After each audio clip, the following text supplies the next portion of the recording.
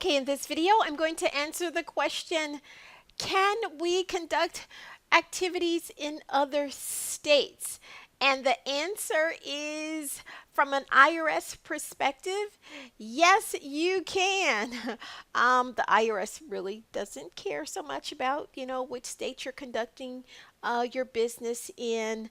It's just as long as you're incorporated, you got your tax ID number, and also you have your 501c3 and your board intact and you're conducting business, as long as you're following through with your purpose, or the activities are consistent with the intended purpose of the organization.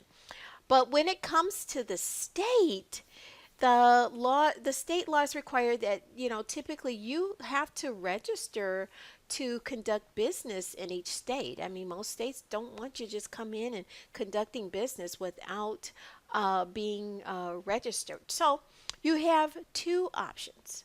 The first is you can register your existing organization as a foreign entity within that state. So basically, you're keeping your same original legal entity, your original articles of incorporation, and that tax ID number or EIN number that's assigned to that corporation intact. Your 501c3 stays intact, and you have a board.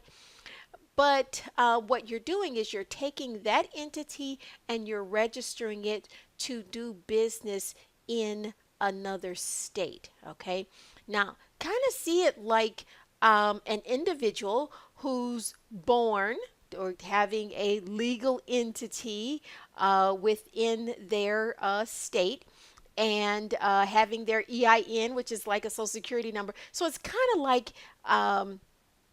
having a passport. You're a citizen of one state, and but you're registered, or let's say you're a citizen of one state, you got a passport or birth certificate, but then you go through a process. That same person goes through a process to live in another country. So you're a foreigner per se. So that's what you're doing from one state to the next. You've been born, your entity has been born in one state, but it's got to go through a process to be registered to do business in another state. And so that's where you're registering as, the other state kind of considers your state, your organization, a foreign entity because it wasn't legally formed in their state.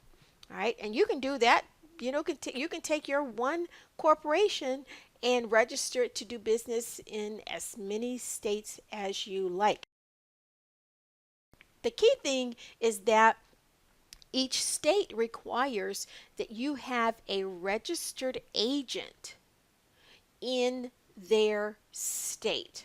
Okay, and so the other option is that you can create a brand new legal entity for that state. And so, one, you get a new legal entity, which is like a new legal person that's been born. And so it gets a new EIN number, and it would need to get its own 501c3 and have, ideally, probably have its own board. And still, you'd have to have a registered agent within that state. Now, a registered agent can be an individual that resides in that new state, or it can be a business that's registered in that state. For example, there's these companies out there that are considered to be registered agents that provide a service to allow to be your registered agent for you for a small annual fee. Okay. Now, when you register, whether you create a new legal entity or you register as a foreign organization, you're still going to need to register with that state's attorney general's office to solicit donations, as well as if you're going to be selling merchandise and hiring workers within that state, you're going to have to register with the state attorney general's office. And just as with your state, you got annual reports to deal with.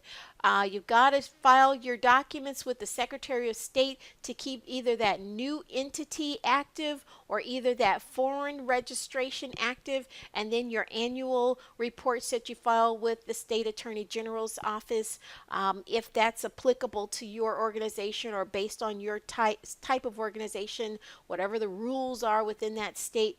And then also, if you have employees or you're selling merchandise, you've got to pay the taxes. You've got to pay the state sales taxes that you'd be charging to consumers who make purchases from your organization, as well as withholding and remitting state payroll taxes.